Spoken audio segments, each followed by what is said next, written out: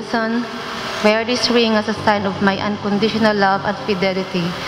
By my own merits, I am frail and limited, but with God's help, I am your loving wife and best friend for all the years to come. We are here not just to social tayo, but then we are here for a purpose.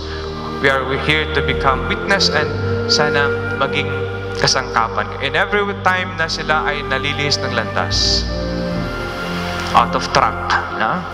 Sana you are there, no? Ninong, Ninang.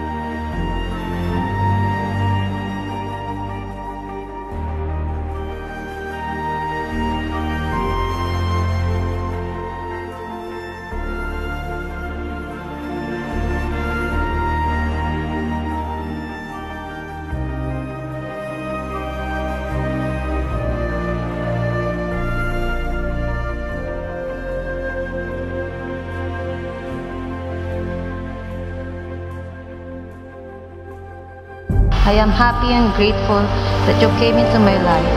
I promise to love and to cherish you, to keep you close and with faithfulness, to be your prop and helpmate in times of sickness and in good health. Wilson, did you come here of your own free will to bind yourself forever in the love and service of your wife? Yes, Father. Asin lang yung ulam daw, yung sudan or tawag sa Bisaya. Sudan lagi.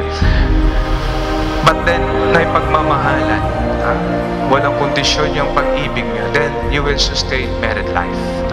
Dahil sabi niyo, handa kayong magsama, for better or worse. So, love one another without condition.